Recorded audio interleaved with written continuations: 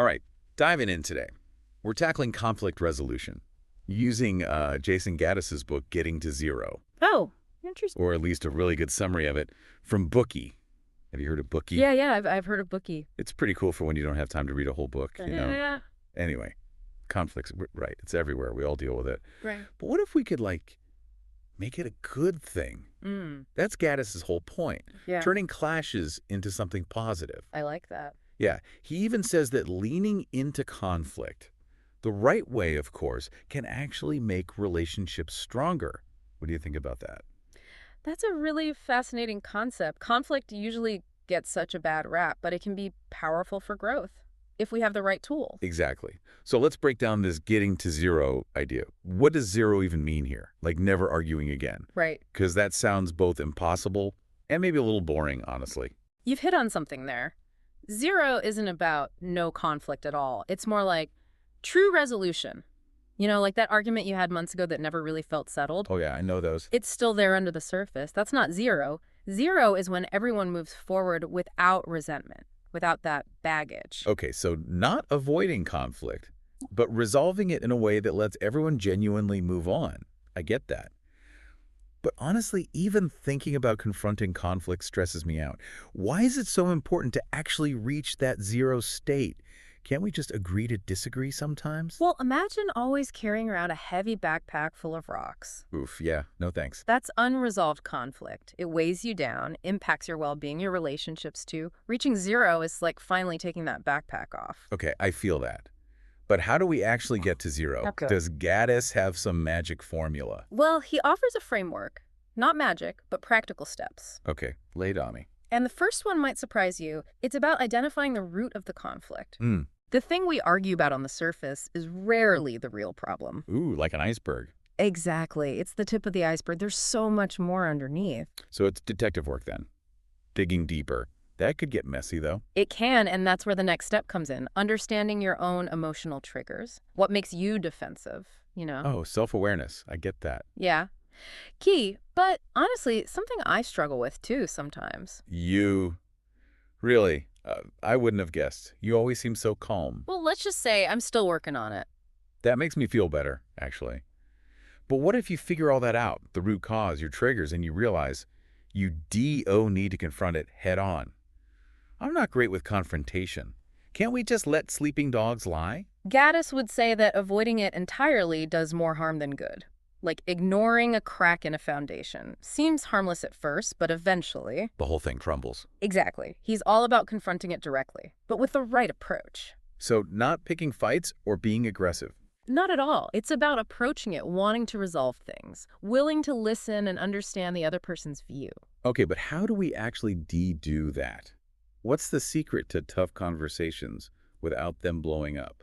He's big on communication techniques. I'm listening. And it's not rocket science, really. One of the most powerful things is using I statements. Instead of blaming, you focus on how their actions make you feel. Oh, I see. Like instead of you always leave your dishes in the sink, it's more like I get frustrated when I see dishes in the sink. There you go. Takes the blame out, opens up the conversation, and timing matters too. Don't try to have a deep talk when everyone's exhausted. Choose a time when you can both be fully present. That makes sense. Be intentional.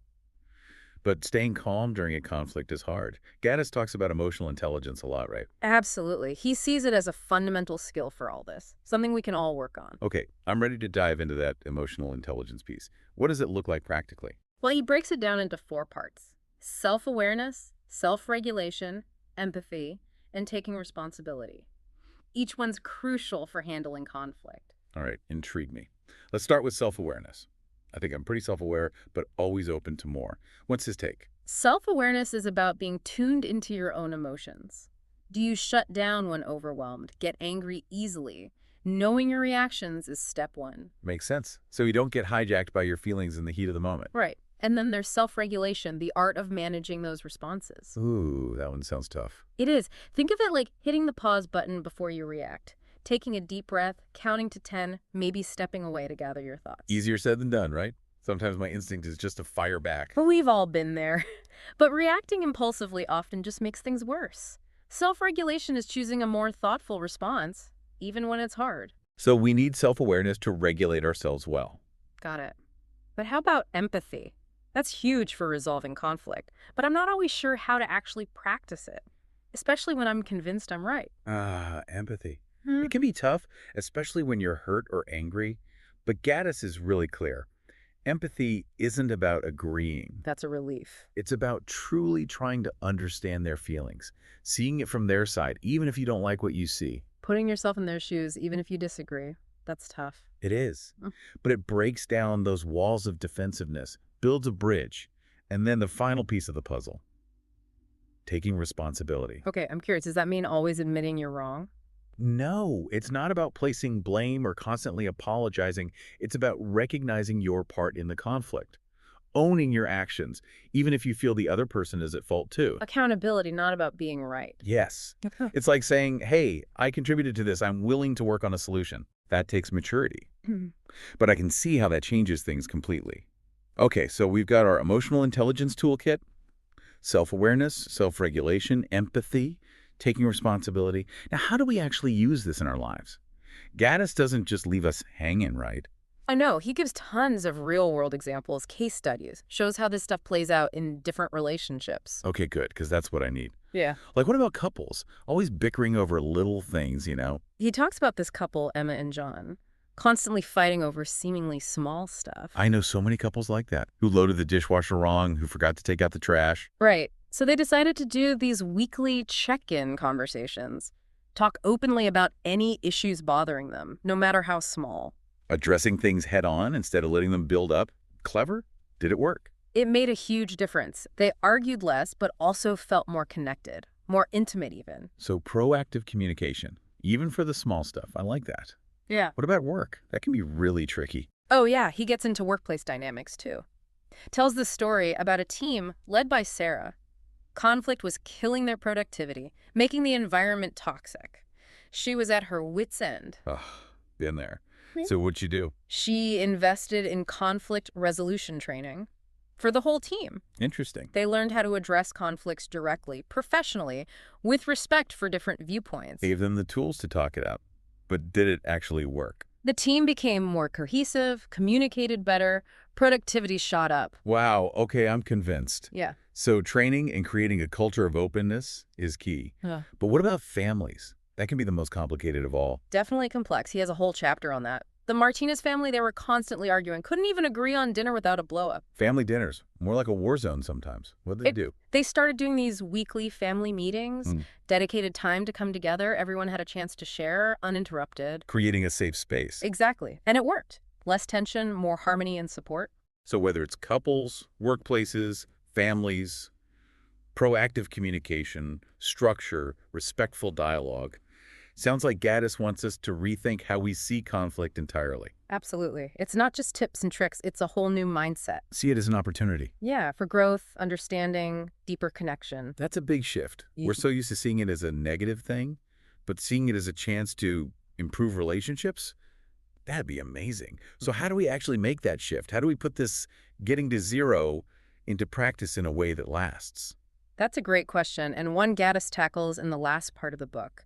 He offers some really insightful guidance on how to make this change stick. All right, I'm ready for it. Let's dive in. So it's not just about fixing what's broken, but about building something even better. I like that. But how do we do that? Exactly.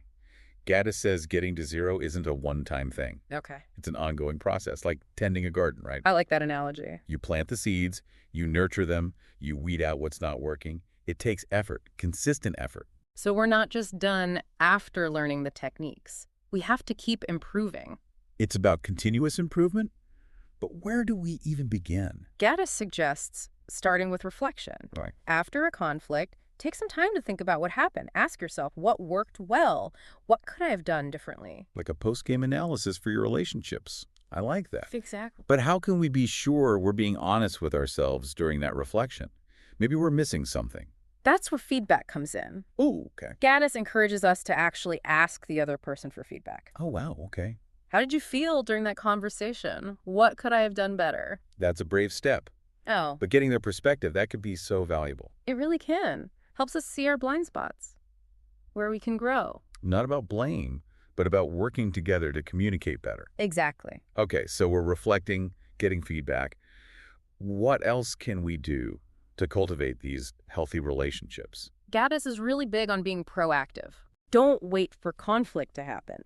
Actively try to prevent it. But how do we prevent conflict without, like, walking on eggshells all the time? It's not about being overly cautious. It's about fostering an environment of open communication, Okay. understanding each other. When you know each other's triggers, their needs, you're less likely to trigger those conflicts in the first place. So building that foundation of trust and understanding so that when conflict does happen, and it will, you're both ready to handle it well. Exactly. And remember those communication skills we talked about. Active listening, empathy, expressing yourself clearly and respectfully. Right. Those are essential. Practice them every day, not just during conflict. Sounds like Gaddis is giving us the blueprint for conflict-resilient relationships.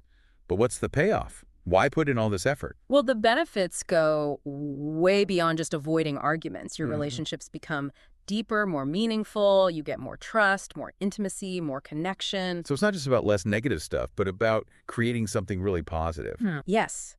And that positive energy, it spills over into other parts of your life. You're less stressed, more confident, better able to handle all kinds of challenges. So it impacts our personal well-being too. It sounds like mastering conflict resolution has pretty big ripple effects. Gaddis even says these skills are crucial for building a more harmonious society. Wow, so it's not just about us and our own lives. It's about making the world a better place. I Exactly. like that. It's pretty inspiring. All right, we're back wrapping up our deep dive into getting to zero. We've covered a lot of ground, the how-to, the mindset, all that. But what I'm really wondering is, what does it actually look like when we build those healthy relationships Gaddis talks about? The thriving ones. That's the exciting part. Zero isn't just about putting out fires. It's about creating something new, something stronger in its place. Not just fixing what's broken, but building something better. Love that. But how? Well, Gaddis is very clear. Getting to zero isn't a one-time fix. Right, makes sense. It's ongoing. It's like tending a garden. Ooh, I like that analogy. You plant the seeds, you nurture them, you pull out the weeds. It's consistent work. So it's not like we learn these techniques, check it off the list, and we're done. Right. It's about constantly improving how we approach things. But where do we even start with all that? He suggests starting with reflection. Okay. After a conflict, take time to really think about what happened, what went well, what could on better. Like a post-game analysis, but for our relationship. Exactly. But how do we make sure we're being honest with ourselves? Yeah. Maybe we're not seeing the whole picture. That's where feedback comes in. Ah, okay. Gaddis encourages us to get feedback from the other person involved. Straight up ask them, how did you feel during that conversation? What could I have done differently? Wow, that's brave. But hearing their perspective, that's got to be so helpful. Incredibly helpful. Helps us see our blind spots, where we need to grow. Not about blame, but about growing together. Yeah. Learning to communicate better. Okay, so we're reflecting, getting feedback. What else helps us build these healthy relationships? Well, Gaddis is a big fan of being proactive. No. Don't just wait for conflict to hit. Actively work on preventing it. How do we do that without constantly walking on eggshells, though? It's not about being overly cautious. It's about building that environment of open communication, really understanding each other. When you know each other's triggers, what their needs are, you're way less likely to set off those conflicts in the first place. So building that foundation of trust and understanding so that when conflict inevitably happens, you're both better equipped to handle it well. Exactly. And, those communication skills we talked about. Yeah. Active listening, empathy, expressing yourself clearly, respectfully.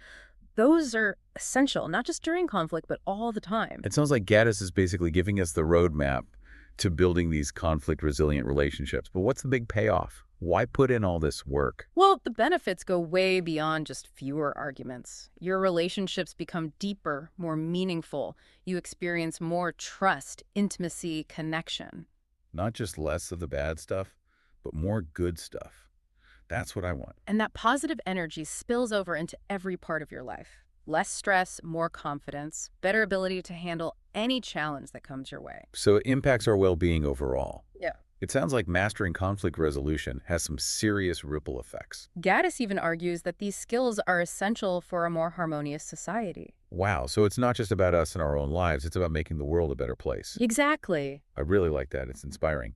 If you're ready to start this journey towards zero, I highly recommend checking out Jayson Gaddis's Getting to Zero. And if you want a quicker overview first, the Bookie app has a great summary that hits all the key points. Thanks for joining us on this deep dive. Remember, every conflict, even the tough ones, has the potential for positive change.